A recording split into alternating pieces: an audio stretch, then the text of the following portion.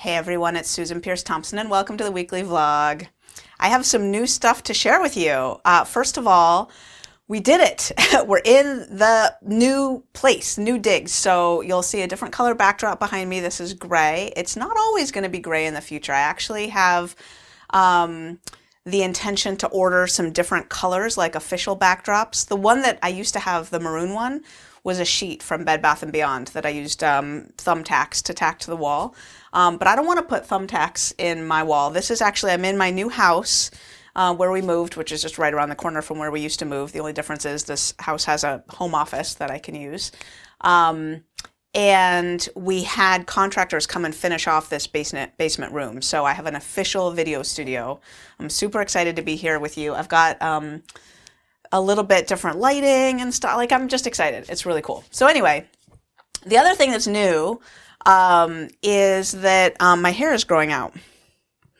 And yeah, this is deliberate. I'm gonna have my video editor slice in a picture right here of what I used to look like with long hair. This is in September of 2013. Actually, no, this picture is in July of 2013. It's in September of 2013 that I cut all my hair off. And so, you know, this is Alexis and Zoe and Maya from left to right. Alexis, Zoe, and Maya in this picture. And yeah, that's what I look like with long hair. So the deal is that in my life, historically, I've had long hair and short hair. Now, the astute observers will note that it takes time to grow your hair from short to long. So there have been years where I've kind of been in that transition period and it's kind of torturous. But yeah, pretty much for stretches of 5 to 10 years, I've kept my hair either long or short, and I don't really like the middle ground. So here I am, since I cut my hair off in September of 2013, which the other astute watchers will note is like 4 months before I had my morning meditation session where the universe laid it on me that I should write a book called Bright Line Eating. So it was before that. It had nothing to do with Bright Line Eating. I cut my hair short. I was feeling like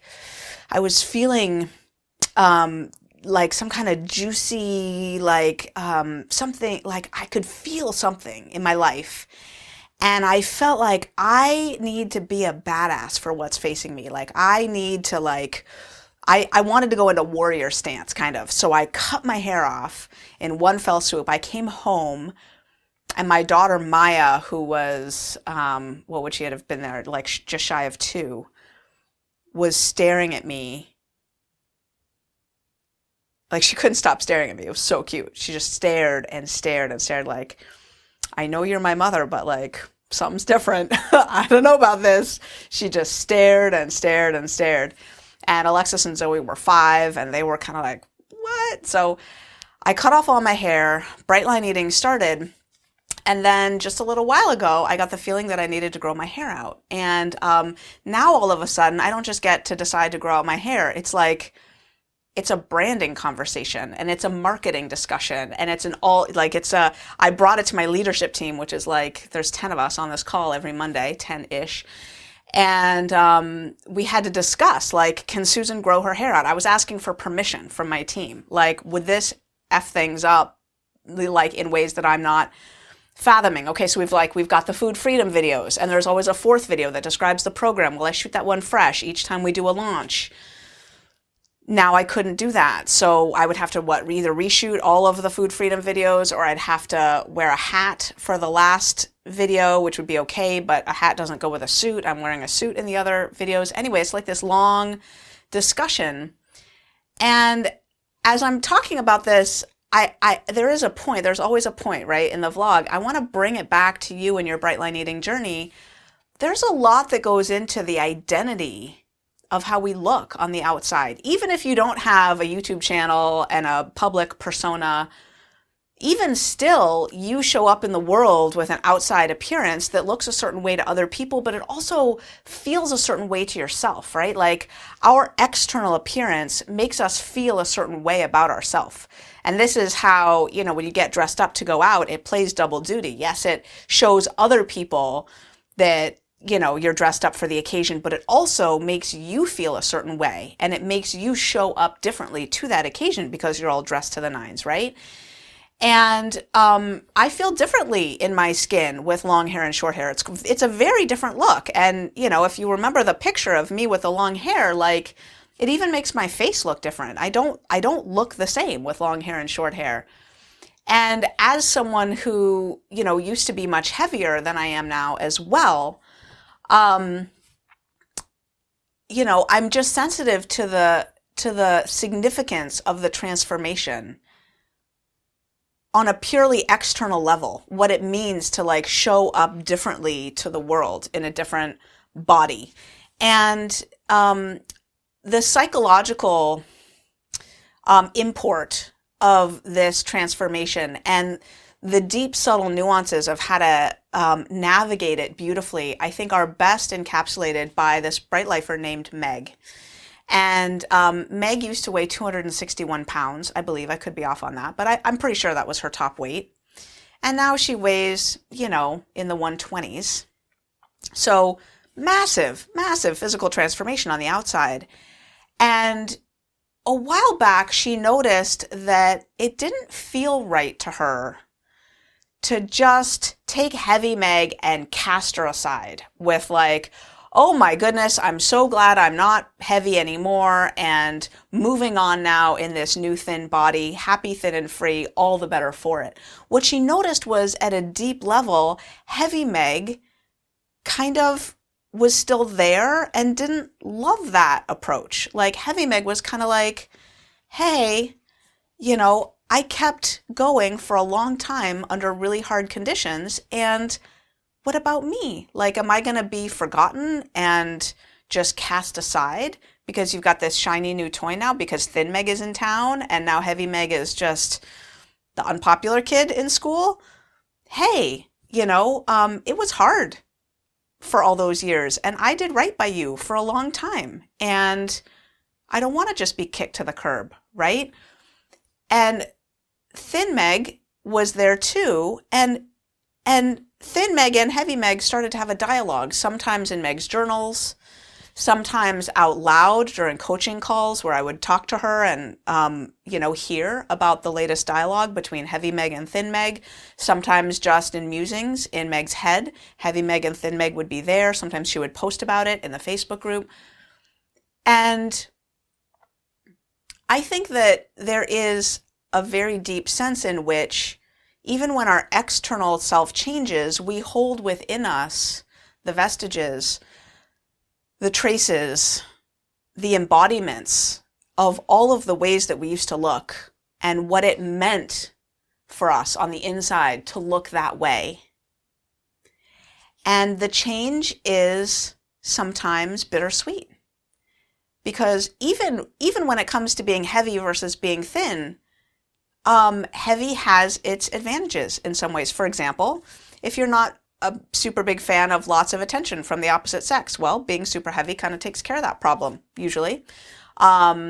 Or if you have some social anxiety or a history of sort of violence or trauma in your family of upbringing, being heavy can feel safe and secure. Like no one's going to grab you and throw you in a van and abscond with you when you're heavy, right? So there's physical security in carrying a bunch of extra pounds. There's safety, there's anonymity, there's security, there's protection, there's comfort.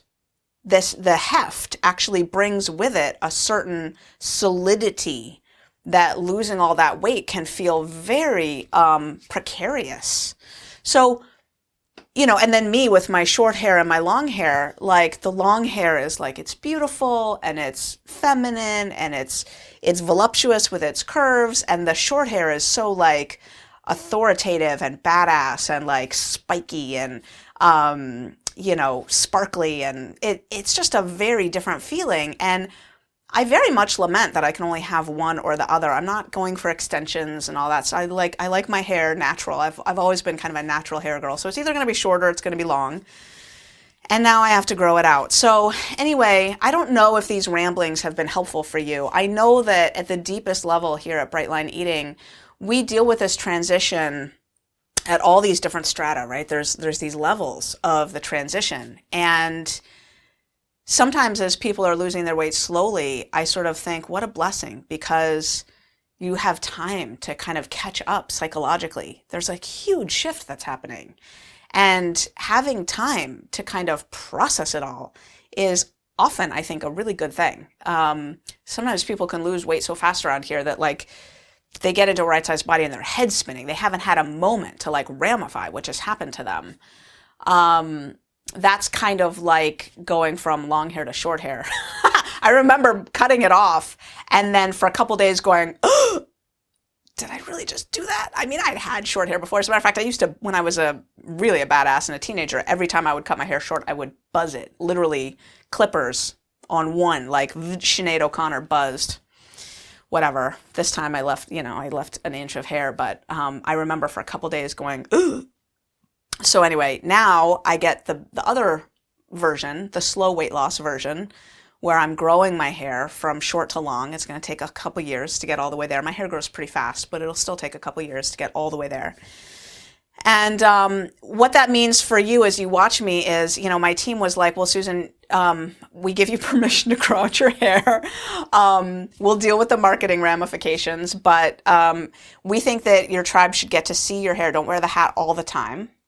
So this is what it looks like right now. I'm wearing a headband, right? So this is what my hair looks like at the moment. This is where it's at. It's just, I don't know, it's a couple inches long, 2, 3, 4 inches long. I don't know how long it is. But anyway, this is what it looks like right now. I'm going to be wearing some version of headbands or hats. And every now and then, I'll take off whatever adornments there are and I'll let you see where it's at. And then at some point, I'll have long hair. And I suspect some of you might have feelings about that. Like, I'm going to read the comments below this vlog, and some of you are going to post, wait, I love your short hair. It looks beautiful long, grow it out. Like, I already got that before in my life because my hair was sort of a part of my identity, whether it was super short or super long. It always was kind of a thing. But now it's like I have people who are more invested in me and my life than ever used to be the case, right? And I share my life with more people than ever used to be the case. So I'm expecting that some people are going to have feelings about that, right? Some people, whatever. And that's your business. It's not my business. I've decided to grow my hair out and I'm letting you know. So you're on notice. And many of you right now are thinking, shut up about your hair, Susan. I really don't care. But anyway, you chose to watch this vlog, not my fault. And, but I did want to take time to bring the thin Meg, heavy Meg perspective to you because I think it's really wise to acknowledge how our external appearance affects our inner life and to acknowledge how a major shift in our external appearance, especially losing weight, might tempt us to cast aside and kick to the curb the heavier version of ourselves. And just I want to invite you to be sensitive that the heavy version of you was glorious, was, I don't know where you're at in your weight loss journey, was glorious, fabulous, strong, long-suffering, kind, intelligent, fabulous. And you don't want to kick that identity to the curb, right? So as you take off weight, I invite you to consider it to be a process of integration. And if you need to set up a dialogue between your heavy self and your thin self, as that process unfolds, just make sure that you're not cutting off parts of yourself and throwing them to the crocodiles. It's not nice. So anyway, that's the weekly vlog all about physical appearance. We will get less superficial next week, and I'll see you then.